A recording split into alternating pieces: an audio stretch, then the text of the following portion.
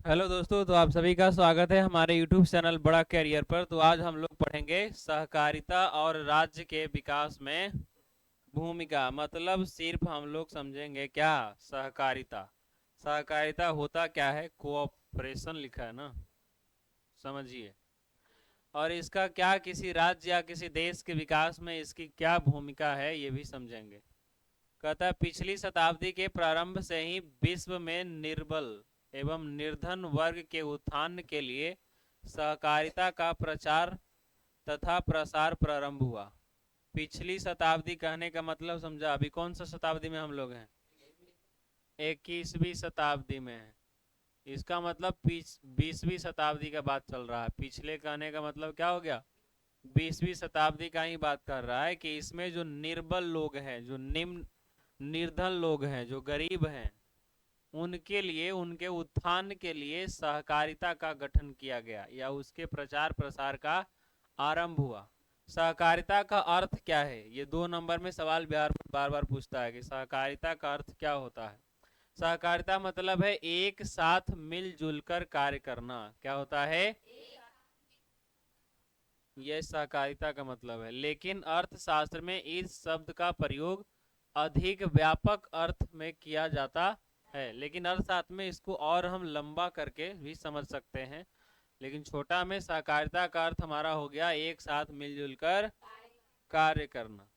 सहकारिता वह संगठन है जिसके द्वारा दो या दो से अधिक व्यक्ति स्वेच्छापूर्वक मिलजुल कर समान स्तर पर आर्थिक हितों की क्या करते हैं?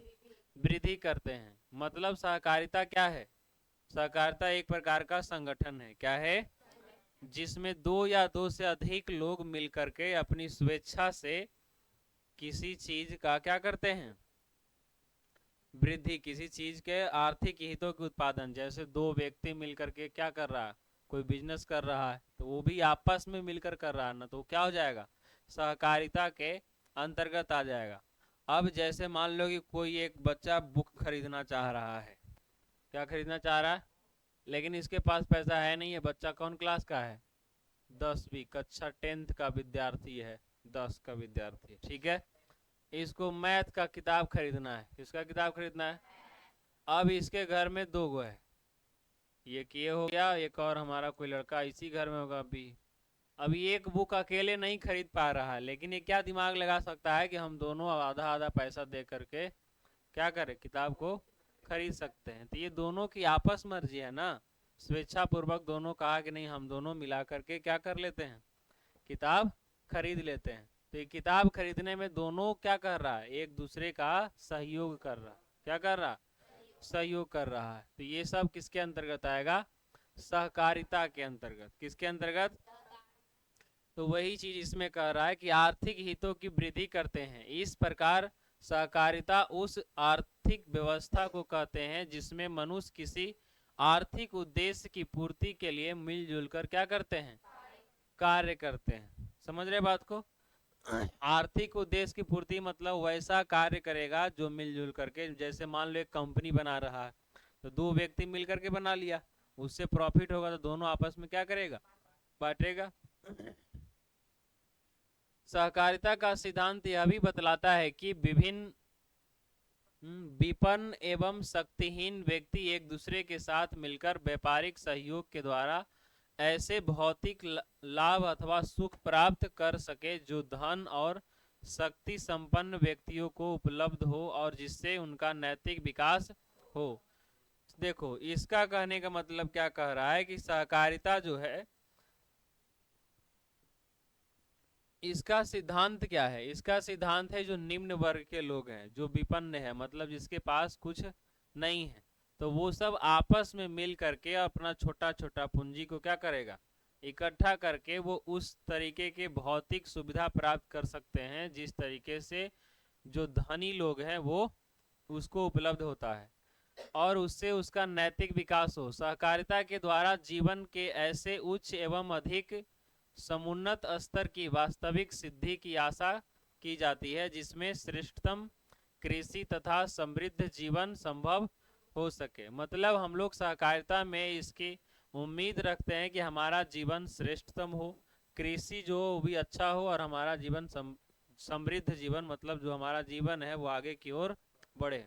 अंततः इसका सिद्धांत सब प्रत्येक के लिए और प्रत्येक सबके लिए, मतलब all for each and each for all. समझ रहे बात को? ये क्या है? सहकारिता का मूल सिद्धांत है। क्या है? कि सब सबके लिए है और सबके लिए है जो सबके लिए, वही चीज तो कर रहा। प्रत्येक, सब प्रत्येक के लिए और प्रत्येक सबके लिए। कोई दिक्कत? अब इसका मूलभूत तत्व क्या है वो हम लोग देखेंगे, सहकारिता के मूलभूत तत्व।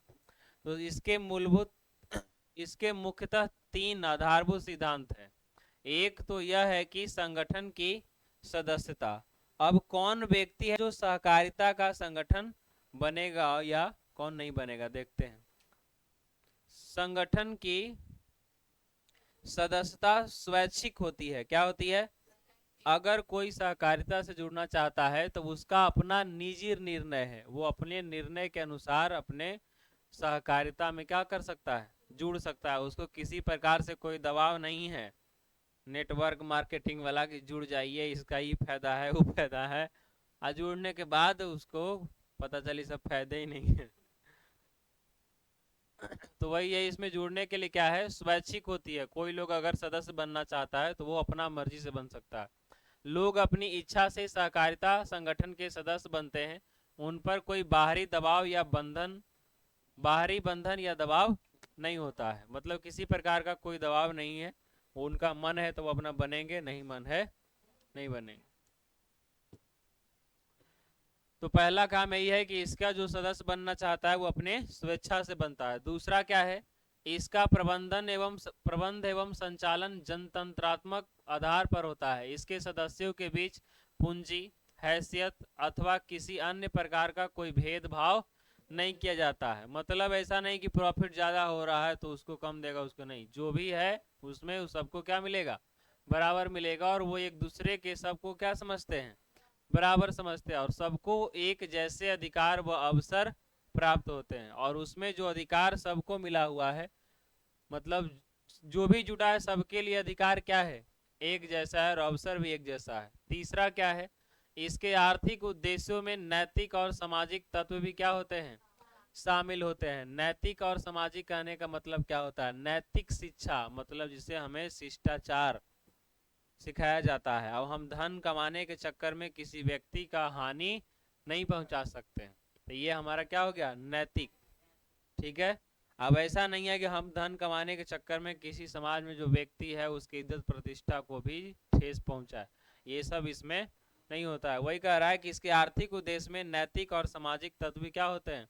शामिल होते हैं। मतलब वो नैतिकता और सामाजिकता के आधार पर काम करता है, जिससे न ही उसके नैतिक ठोस को चोट पहुंचे और न ही सामाजिक जो सोच है उसको चोट नहीं पहुंचना चाहिए।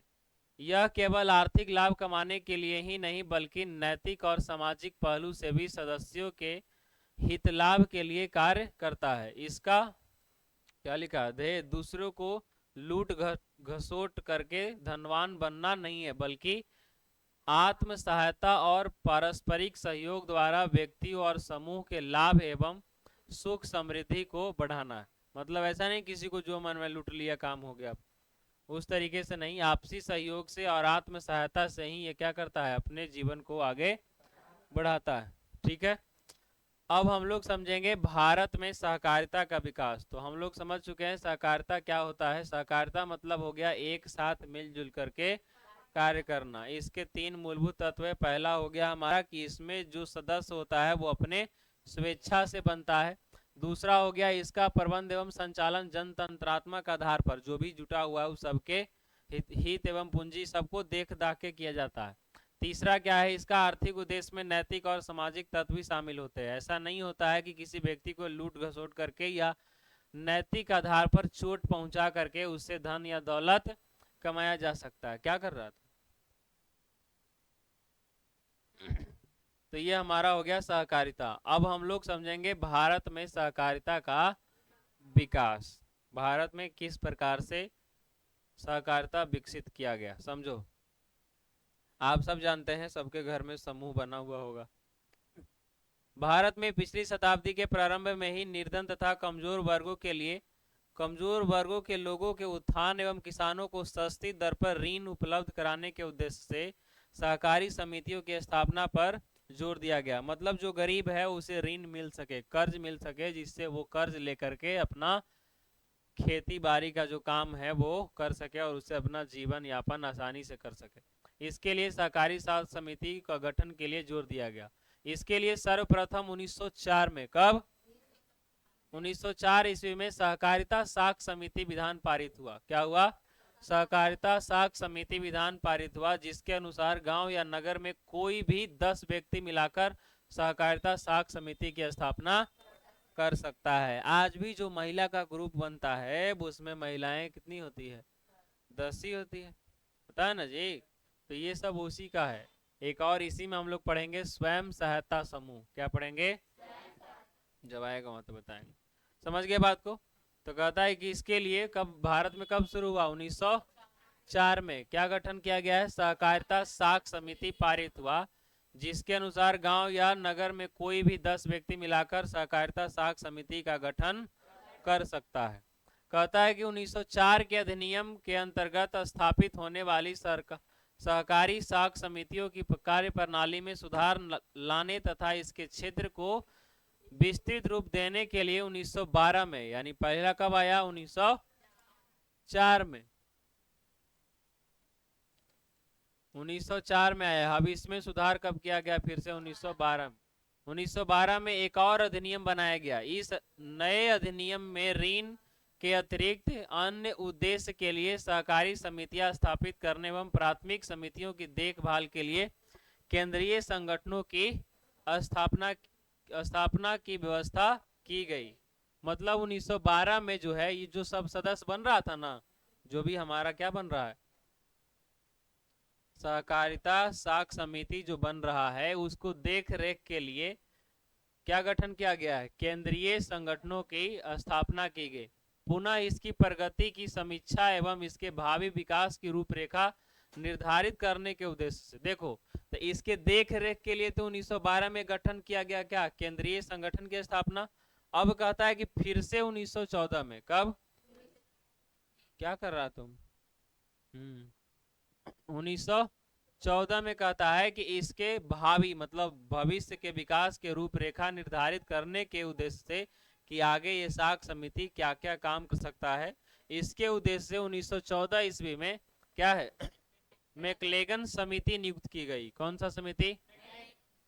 तो मैक्लेगन समिति कब नियुक्त की गई है?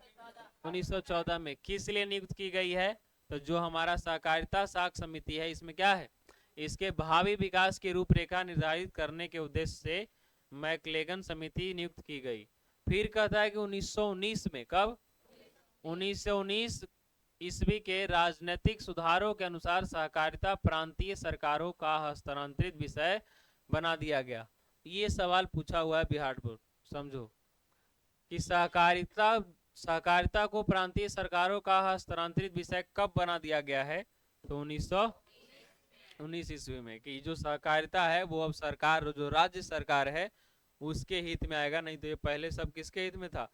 केंद्र सरकार इसको देख रेख करता था, लेकिन अब ये किसके हित में हो गया? राज्य सरकार बना दिया गया। तब इसके संचालन का भार अब किसके पास होता है? राज्य सरकार के पास होता है। ठीक है, तो समझ गए बात को? तो सहकारिता साख समिति भारत में गठन कब हुआ? 1904 में। इसमें पहला बदलाव हमको मिला कब? 1912। फिर से हमको मैक्लेगन समिति 1914, और हस्तांतरित विषय कब बन गया? 1900। तो ये हमारा हो गया भारत के विषय में। ठीक है, अभी और हम लोग इसमें बात करते हैं 1919 की महान आर्थिक मंदी।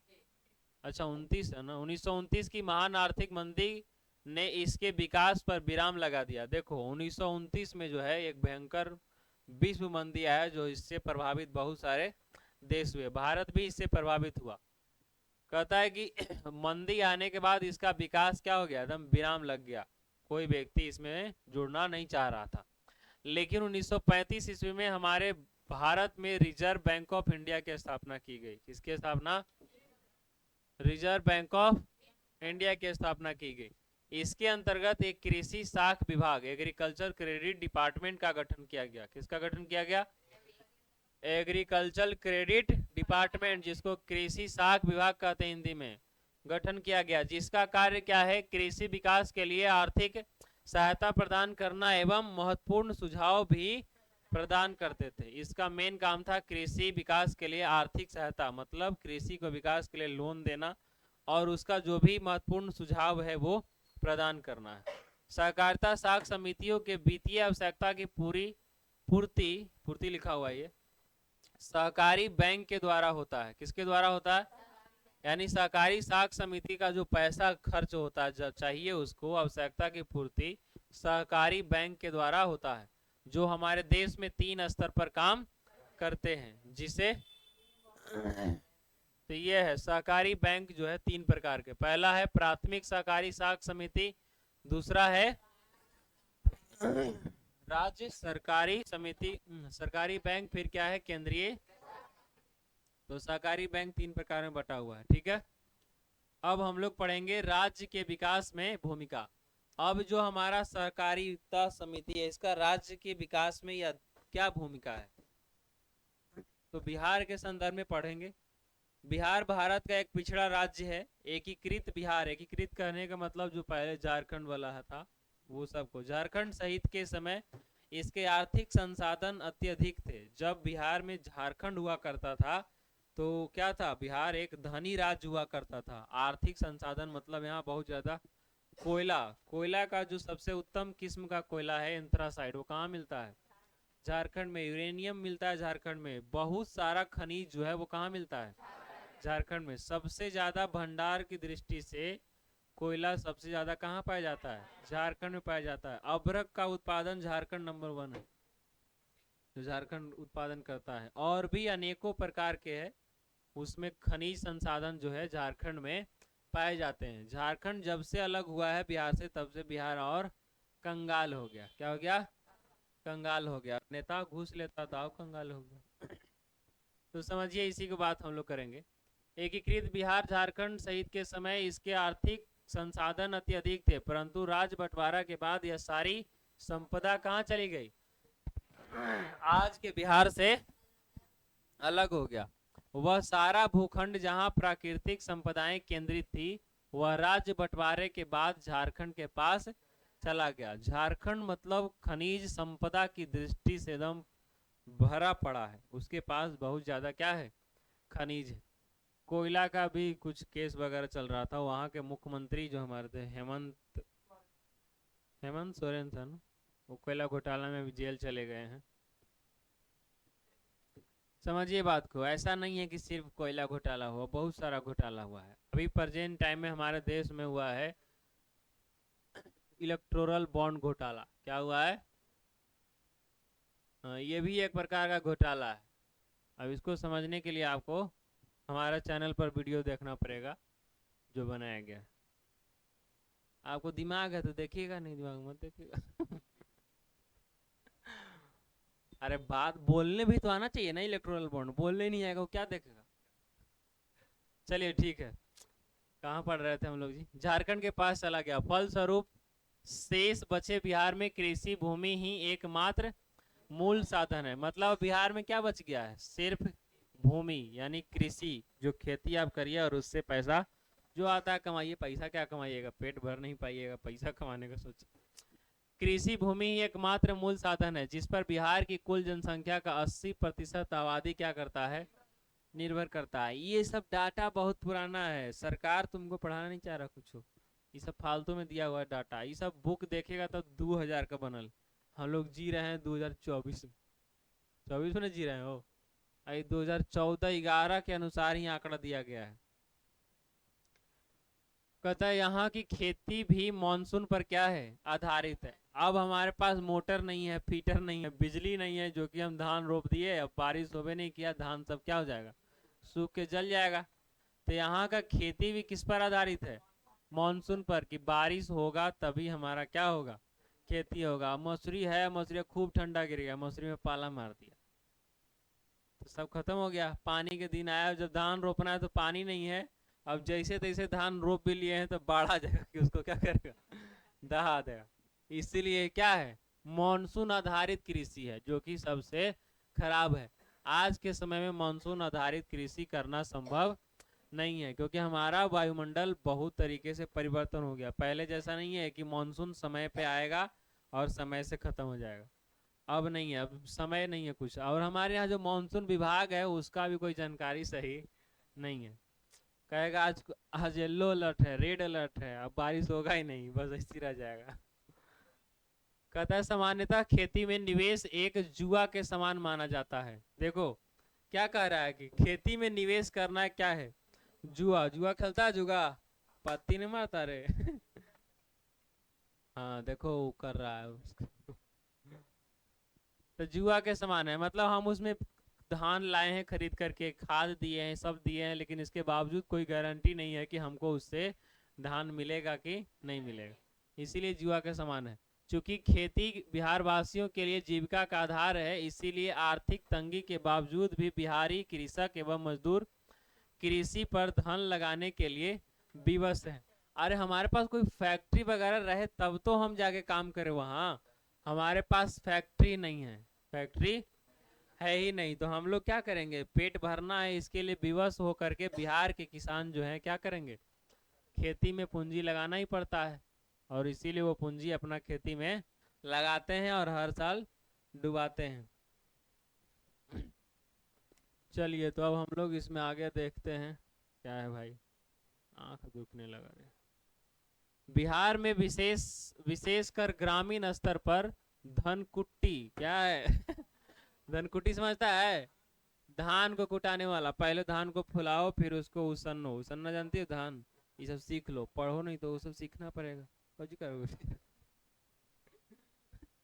धनकुट्टी हो गया। अगरबत्ती देखा है आजकल तुम लोग इधर, अगरबत्ती पैक करे 7 से 8 हजार महीना कमाए। अभी शिव चर्चा में, शिव चर्चा का शिवरात्रि हो रहा था ना उधर, लोग खाने गया थी क्या, भंडारा खाने गया। मतलब आ रही थी जो भी महिलाएं, वो बेचारी रुक करके नंबर नहीं लिख रही है, चलते चलते नंबर लिख रही है उस पर देखते देखते, कि उसको कोई देख न ले। अगर रुक के देखेगी लिखेगी तो उसको कोई देख लेगा। इसीलिए नंबर, मतलब बेरोजगारी इस कदर पे बढ़ गया है कि लोग अब अगरबत्ती को पैक करके पैसा कमाएंगे। अच्छा काम है, करना चाहिए, लेकिन हम लोग को ये सोचना चाहिए कि हमारे भारत देश के अन्य राज्य की महिलाएं पढ़ लिख करके अनेक ऊंचे ऊंचे पदों पर पहुंच चुकी है और अलग अलग तरीके का बिजनेस करती है। और बिहार में लड़कियों का एक ही शौक है कि हमको कुछ नहीं करना, पढ़ने में तो कमजोर है, ये है अब हमको कैसो ब्यूटी पार्लर का करना है, खोल लेना है। अधिकतर का यही है कि हमको क्या करना है, ब्यूटी पार्लर खोलना है। इसमें से पूछ लो सबसे, क्या करना है रे तुमको। नहीं, अच्छा काम है, लेकिन आपको समझना चाहिए कि आप जब पढ़ाई के लिए उतरे हैं तो खूब मेहनत करके इसमें पढ़िए, और जो आपको अच्छा लगता है वो करिए जीवन में, लेकिन पहले पढ़ाई जरूरी है। अब ऐसा ना हो कि ब्यूटी पार्लर खोलने के चक्कर में आप पढ़वो नहीं करें और आप ब्यूटी पार्लर भी खोले और नहीं चला पाए। अरे उसको चलाने के लिए तो दिमाग चाहिए। अब एगो आएगा तुम्हारे पास मेकअप कराने का, होगी 10 रुपए में कर देंगे, तुम्हारा प्रोडक्ट ही 300 का लग जाएगा। तो ये सब सोचना होगा। ऐसे तुम पूछ के देख लो, इसमें अधिकतर वही है ना रे, करीना से पूछ।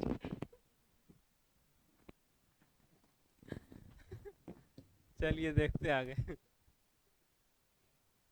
कहाँ थे जी। अरे इसमें बीड़ी लिखा है।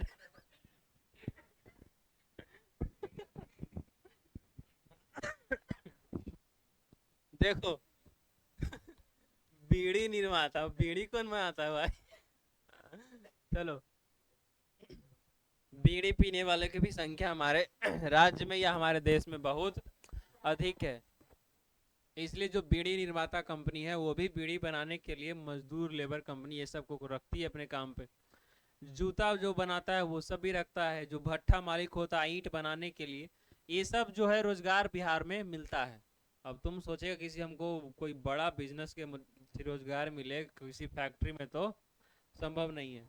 जैसे महत्वपूर्ण रोजगार सहकारिता के सहयोग से चलाई जा रही है। इसके लिए राज्य स्तरीय सहकारिता बैंक ऋण मुहैया कराती है। इस सरकारी बैंक से रोजगार में बढ़ावा ग्रामीण स्तर पर काफी हद तक किया जा रहा है। जहां भी इस तरह के रोजगार चलाई जा रही है वहां के जनता पर अनुकूल आर्थिक प्रभाव देखने को मिल रहा है। फलस्वरूप व्यक्ति की आय धीरे धीरे बढ़ रही है और लोगों का जीवन स्तर क्या हो रहा है, ऊंचा हो रहा है। लोगों का जीवन स्तर ऊंचा हो रहा है, इसमें राज्य सरकार या केंद्र सरकार का कोनो योगदान नहीं है। वो व्यक्ति अपने मेहनत के दम पर क्या कर रहा, काम कर रहा है। राज्य सरकार सिर्फ अपने पॉकेट भर सकती है, अपने सत्ता को बचाने के लिए पैसा खर्च कर सकती है, और क्या कर सकती है। तुम लोग को इलेक्टोरल बॉन्ड के बारे में जानना चाहिए कि इलेक्टोरल बॉन्ड हमारे देश का एक अब तक का सबसे बड़ा घोटाला है। इतना चंदा एक कंपनी दिया है भारत, मतलब जो भी पॉलिटिकल पार्टी है उसको। अब जैसे हम मान लो कि कोई टीचर है जो विद्यालय चला रहा है और वो भी बॉन्ड खरीद करके किसी पार्टी को क्या कर रहा हो, चंदा दिया होगा। हालांकि ये सब टीचर वगैरह कोई किसी का नाम उसमें नहीं आया है, इतना बड़ा कोई टीचर हुआ नहीं है जो इलेक्टोरल बॉन्ड से चंदा खरीद के किसी पार्टी को दे। लेकिन जो फैक्ट्री है, जो कंस्ट्रक्शन डिपार्टमेंट कर सकते हैं, या बिजली विभाग से जो भी कंपनी जुड़ा हुआ है, ये सब क्या करेगा, इलेक्टोरल बॉन्ड से खरीदे, इलेक्टोरल बॉन्ड को खरीदेगा। और वो खरीद, इलेक्टोरल बॉन्ड है क्या, वो एक प्रकार का चेक है, जो चेक खरीदिए और जाके उस पार्टी को दे दीजिए, पार्टी को अपना फंड में क्या करेगा, पैसा भंजा लेगा। तो अब तक अभी जो निकला है, कल ही वेबसाइट पे डला गया है, इलेक्शन कमीशन ऑफ इंडिया के वेबसाइट है ECI।